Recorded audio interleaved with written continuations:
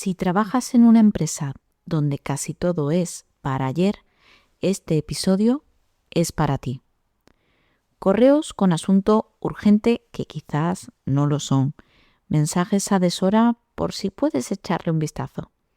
Reuniones que se convocan en el último minuto. Proyectos que se arrancan sin contexto alguno y se rehacen 3 o 4 veces. Todo eso no son solo formas de trabajar, maneras de trabajar.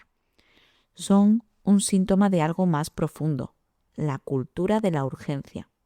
En este episodio vamos a hablar de qué es exactamente esa cultura del todo para ayer, qué efecto tiene en tu salud, en tu foco y en los resultados, de dónde viene, porque no aparece de la nada, y cómo empezar a construir en su lugar, una cultura de claridad. Vamos a bajar revoluciones, pero también vamos a aumentar precisión.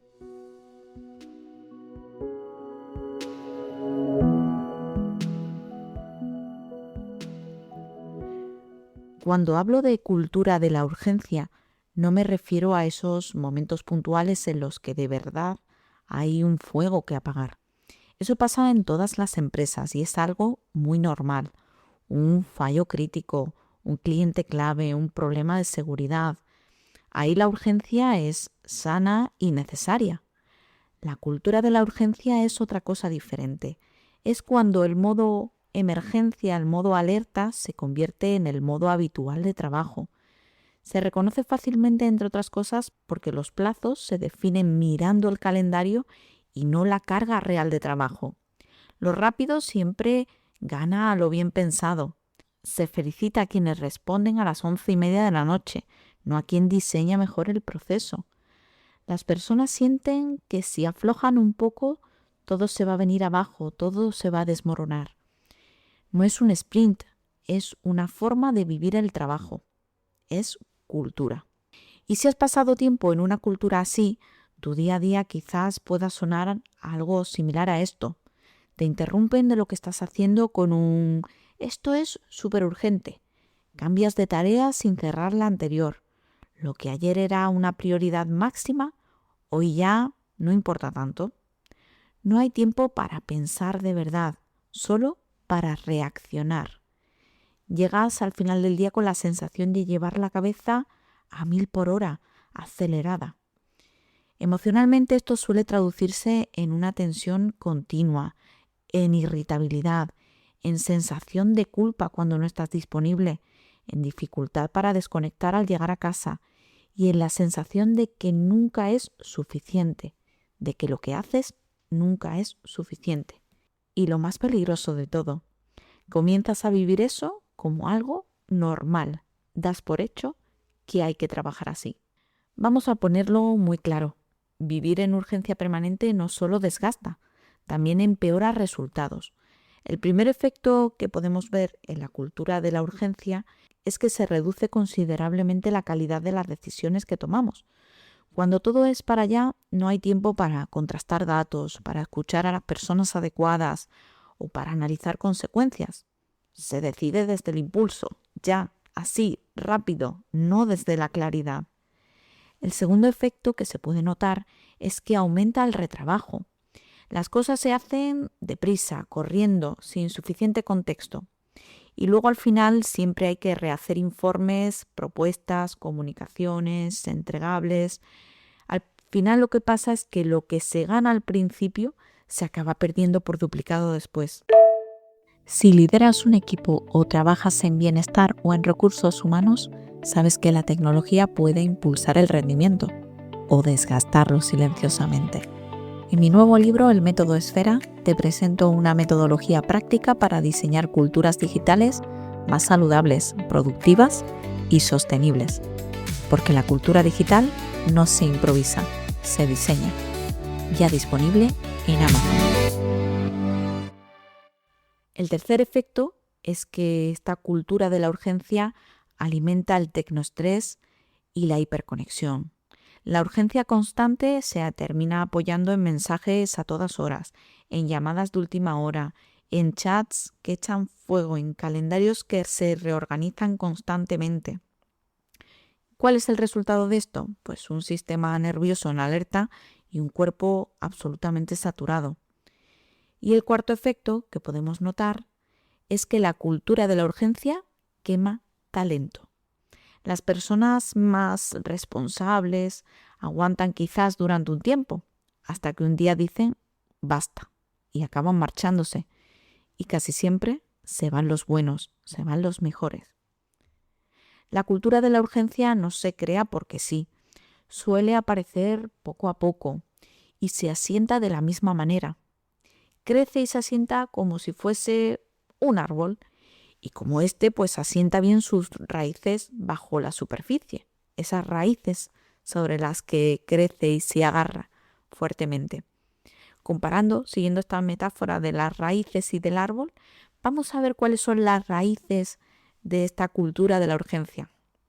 La primera raíz es la falta de planificación real. Se suele prometer mucho más de lo que se puede cumplir. No se calcula la capacidad.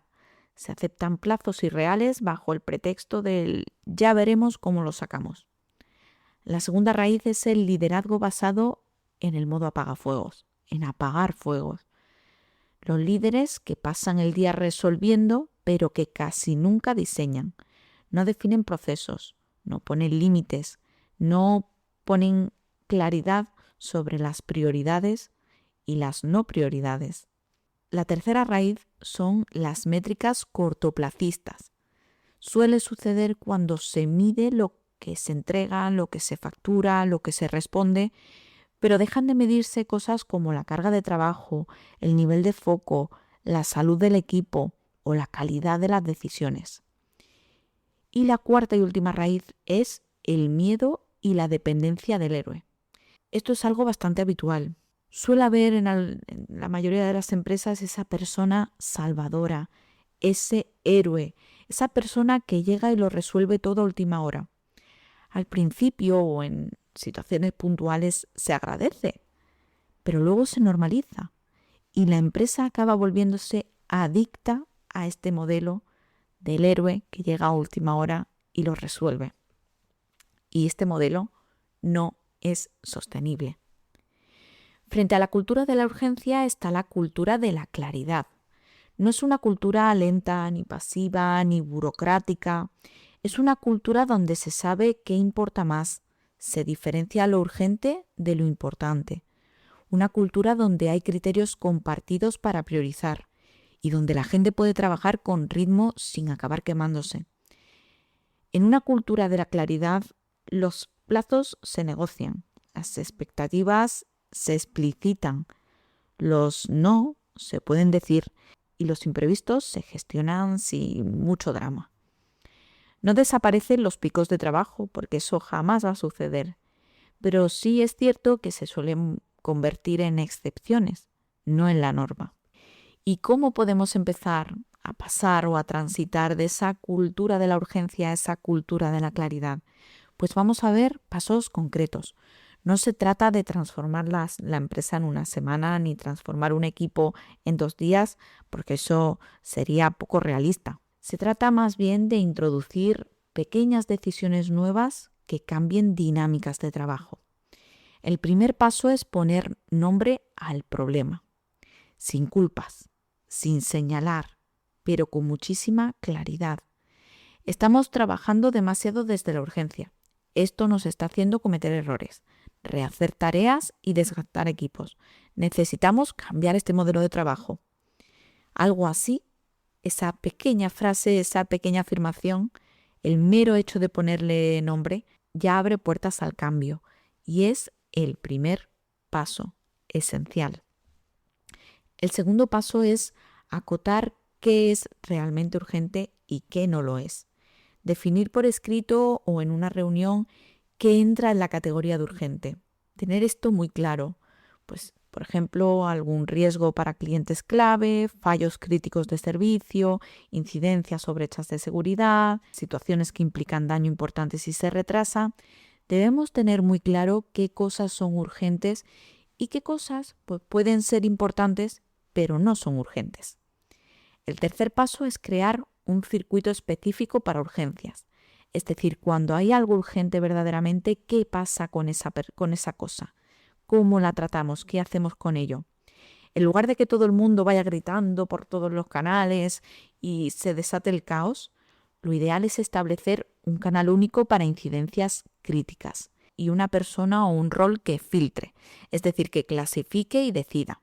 De esta manera nos aseguramos de que las urgencias sean tratadas con agilidad y que no se nos pase, no se nos cuele ninguna urgencia no urgente. También debemos tener claras las franjas de guardia para saber en cada momento quién se encarga de realizar esa labor de filtrado y de gestionar, digamos, en ese primer momento la urgencia que llega.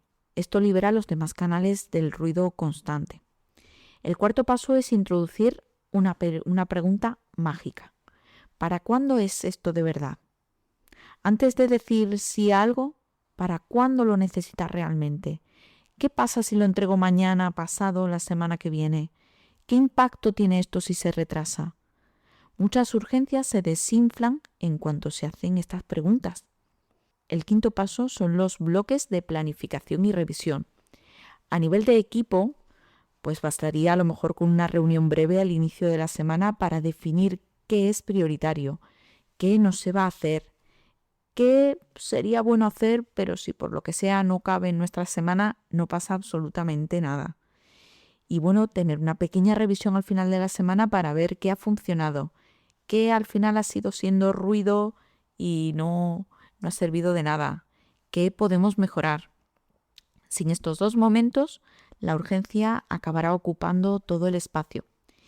Y el sexto paso es modelar calma desde el liderazgo. Si lideras personas o equipos, esto es clave, es fundamental. No responder en caliente a cada correo, no mandar mensajes con tono de alarma por cosas que pueden esperar, no castigar el error honesto cuando es honesto, pero sí el caos repetido. Reconocer comportamientos que traen claridad, que traen calma, no solo los que salvan el partido en el último minuto, porque lo que el liderazgo hace, al final el equipo lo amplifica. Y ahora me gustaría proponerte un breve reto para los próximos 7 días. Primero, no uses la palabra urgente a la ligera. Utilízala solo para los casos que lo son de verdad. Segundo, pregunta siempre ¿para cuándo es realmente antes de comprometerte a algo? Y tercero, observa cuántas de las urgencias que te llegan lo son de verdad y cuántas son solo falta de planificación. Toma nota, es posible que te sorprendan los datos. Quiero que cerremos este episodio con una idea clave, fundamental. Una organización que vive en estado de urgencia constante no es una organización rápida, es una organización agotada. La verdadera agilidad no es correr más, es tener tanta claridad que solo corres cuando verdaderamente hace falta. Construir una cultura de claridad es un trabajo continuo, pero cada conversación, cada límite, cada esto no es urgente, vamos a hacerlo bien, suma. Gracias por acompañarme una semana más. Nos escuchamos la próxima semana.